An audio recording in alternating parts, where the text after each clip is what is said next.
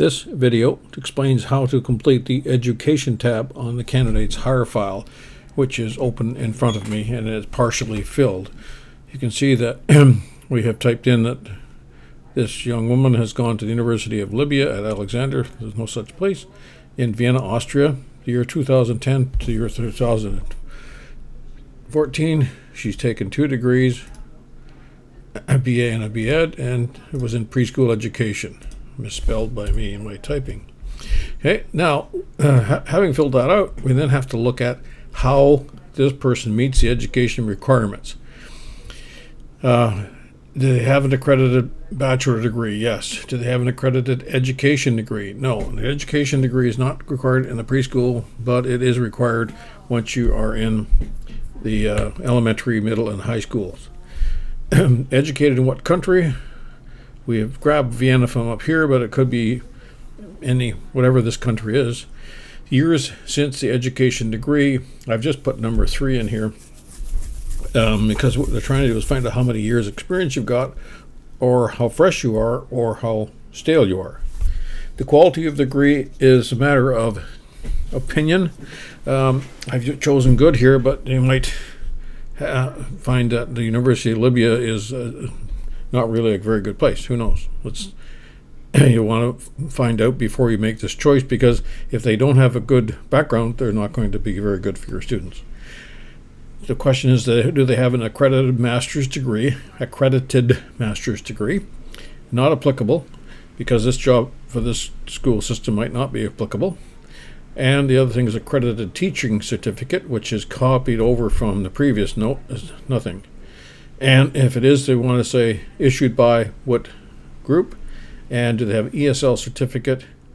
Not applicable, because we're not worried about that here. Would be good though. And education credentials as our average, and we then make an education rating of good, bad, or average. So you see, you've got the 3 colors too. You notice that there's a traffic light, right? Yellow, red, and green. Green means great. Okay.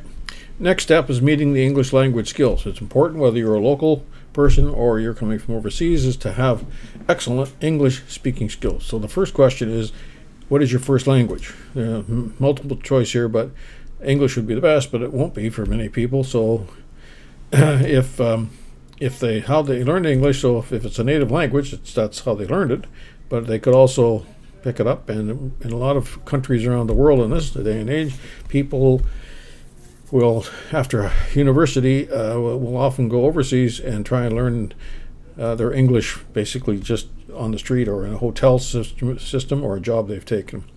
Their proficiency in English is important. That's an opinion, a general opinion. And speaking English and so on, it's excellent or not. The accent effect has a big bearing. If students can't understand it because you're highly accented, it's not going to help them explain things in English. And of course, if they don't speak English, then you can't tell if they have an accent at the bottom here. There's a strong accent, medium accent, noticeable, or minimal accent.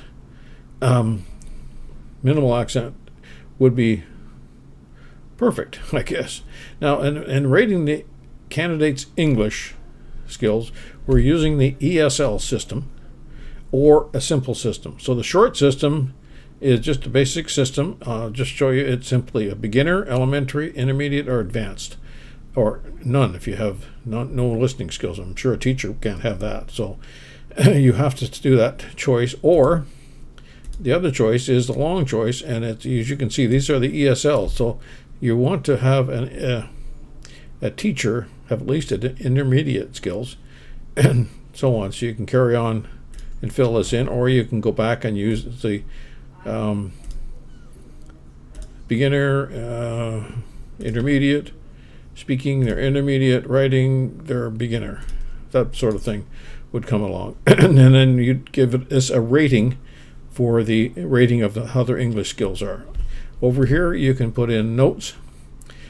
For example, I've just typed in marks are C grade. No post-college education degree, no practicum. Those are the sorts of things that help understand it. And then there's notes on the language, which I haven't typed in, but it's not too hard for you to do.